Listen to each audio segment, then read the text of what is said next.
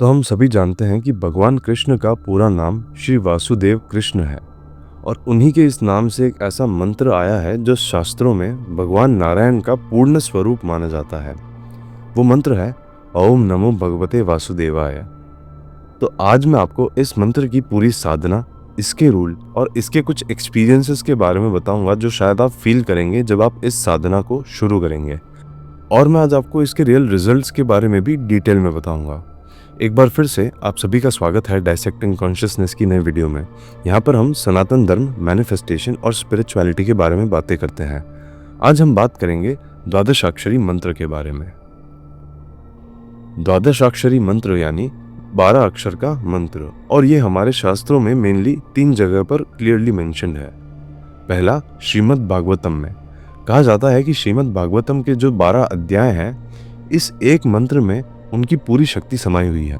यानी अगर आप इस एक मंत्र का जाप करते हैं तो आप उन 12 अध्यायों को पढ़ने के समान ऊर्जा जनरेट करते हैं। दूसरा, विष्णु पुराण में यहाँ पर मंत्र के बारे में विस्तार से बताया गया है और इसके प्रभाव के बारे में भी बताया गया है।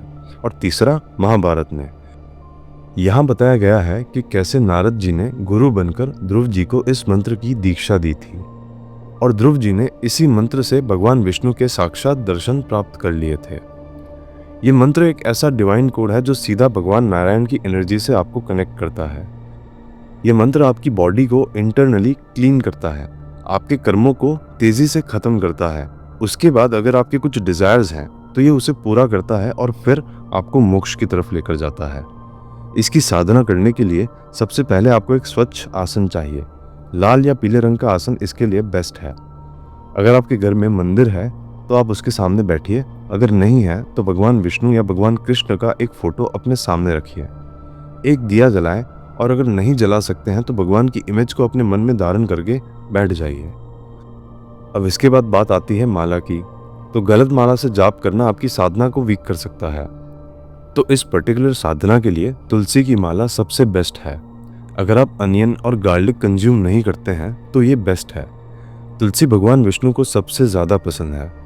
भगवान अपना भोग तुलसी के बिना लेते ही नहीं हैं। मगर अगर आप सात्विक भोजन करते हैं लेकिन अनियन गार्लिक खाते हैं तो आप सफ़ेद चंदन या कमल गट्टे की माला यूज़ कर सकते हैं। अब अगर आप नॉनवेज खाते हैं और प्लान करते हैं कि फ्यूचर में आप छोड़ देंगे तो आप बिना माला के काउंटर द्वारा या मानसिक रूप से टाइम के अनुसार जाप कर सकते हैं।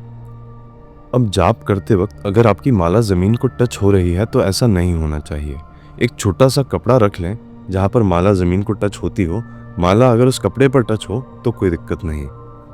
जाप शुरू करने से पहले आप अपने गुरु का 5 मिनट ध्यान करें और अगर गुरु आपके नहीं है तो आप महादेव जी का ध्यान करें।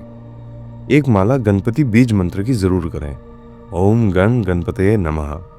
इससे आपके सारे ऑब्स्टिकल्स दूर होंगे और आपकी साधना में अगर कोई बाधा आती होगी तो वो रुक जाएगी। इसके बाद आप अपना जाप शुरू करें। आपको हर दिन कम से कम 11 माला का जाप तो करना ही है अगर आप इस साधना को लेकर सीरियस हैं तो। जैसे जैसे आपकी साधना गहरी होती जाएगी आप माला बढ़ा सकते हैं, लेकिन फाउंडेशन 11 माला की होनी चाहिए। अब पहले 3-4 दिन आप इसे बिना संकल्प के शुरू करें। यह बहुत इंपॉर्टेंट पॉइंट है जो लोग मिस कर देते हैं। लोग पहले ही संकल्प ले लेते हैं और फिर वो टूट जाता है। तो पहले 3 से 4 दिन आप इस जाप को बिना किसी संकल्प के करें। अपनी बॉडी को इस मंत्र की वाइब्रेशन से रूबरू कराएं। आप देखें कि आपको कैसा लग रहा है, कैसी एनर्जी आ रही है। अगर मंत्र अच्छा लगता है और अंदर से एक पुल फील हो तो संकल्प ले लें। अब संकल्प कैसे लें?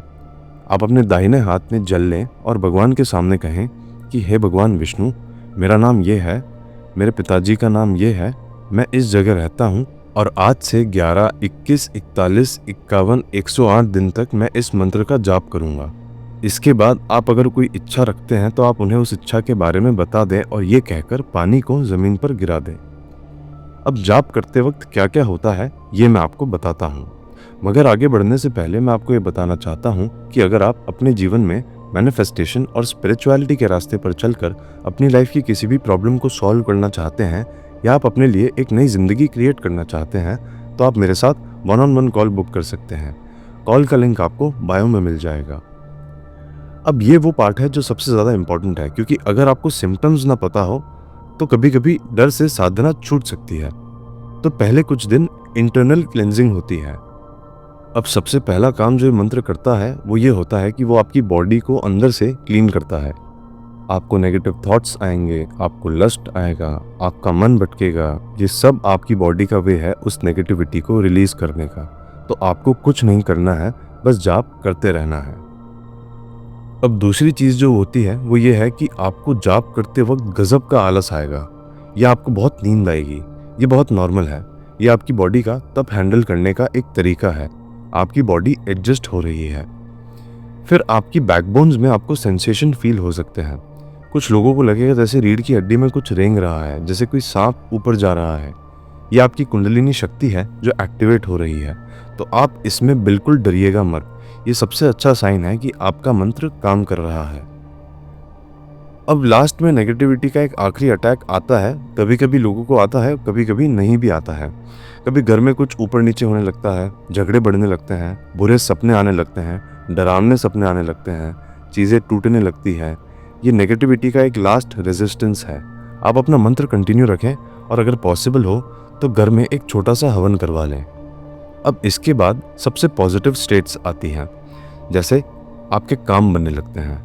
आपको महसूस होता है कि ज़िंदगी में कोई भी ऑब्स्टेकल है ही नहीं। आप हमेशा खुश और सेटिस्फाइड रहते हैं। आपकी पैसों की दिक्कत बिल्कुल ख़त्म हो जाती है। आपके सारे डिज़ायर्स पूरे होने लग जाते हैं। आप हर समय एक हाई वाइब्रेशनल स्टेट में रहते हैं। इसके बाद एक सबसे प्योर स्टेट आती है जब आपको भगवान के चिन्ह के दर्शन होने लगते हैं। जब आपकी साधना एकदम डीप हो जाती है तो भगवान आपको अपने चिन्ह के दर्शन देने लगते हैं। भगवान के चिन्ह हैं शंख, चक्र, गदा और कमल। ये सपने में भी दिख सकते हैं और ध्यान में भी। तो जो भी डीप साधना करते हैं इस मंत्र की, उन्हें ये सब चीज़ें दिखने लगती है। और सिर्फ इतना नहीं, अब क्योंकि हनुमान जी सबसे बड़े हरि भक्त हैं, तो जब आपकी मंत्र साधना गहरी होती है तो आपको हनुमान जी की प्रेजेंस फील होती है। आपको ऐसा लगेगा मानो हनुमान जी आपके साथ हमेशा चल रहे हैं और आपको हर चीज़ से खुद प्रोटेक्ट कर रहे हैं।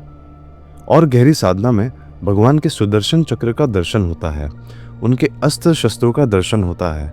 और अगर भगवान की आप पर कृपा बनती है तो भगवान खुद आपके सपनों में आते हैं या आपके मेडिटेशन में आते हैं। और ये मेरी सुनी सुनाई बातें नहीं हैं।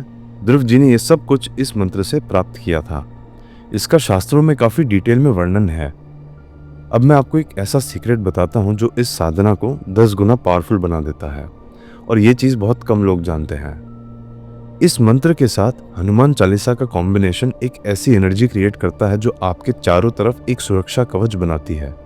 क्योंकि हनुमान जी भगवान विष्णु के सबसे करीबी सेवक हैं, तो जब आप द्वादशाक्षरी मंत्र और हनुमान चालीसा एक साथ करते हैं तो आपकी लाइफ में कोई भी नेगेटिविटी आपको परेशान करने आ ही नहीं सकती। तो आपको एक माला गणपति बीज मंत्र की करनी है, 11 माला द्वादशाक्षरी मंत्र की करनी है और एक बार हनुमान चालीसा को पढ़ना है। इन 3 चीज़ों को करने से आप धीरे धीरे उस जगह तक पहुंचेंगे जहां पर आपको भगवान कृष्ण या भगवान वासुदेव के प्रत्यक्ष दर्शन होने लगेंगे। अब कुछ ज़रूरी नियम जो आपको तोड़ने नहीं है। सबसे पहला तो आपको ब्रह्मचर्य का पालन करना है। दूसरा, आपको नॉनवेज बिल्कुल अवॉइड करना है।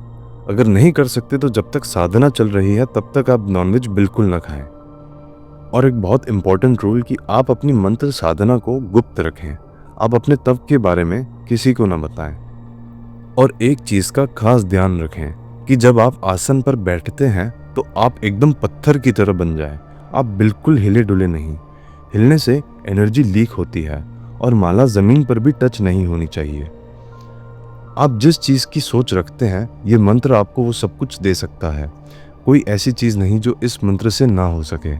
बस ज़रूरत है नियम, श्रद्धा और सब्र की। अब मेरी यही आशा है कि इस वीडियो को देखकर आप आज ही से अपनी साधना को शुरू करेंगे और अपने जीवन में श्री कृष्ण को उतारेंगे। फिलहाल के लिए इतना ही। मिलता हूँ आपसे अगले वीडियो में। तब तक के लिए आप अपना ख्याल रखें और चमकते रहें। ओम नमो भगवते वासुदेवाय।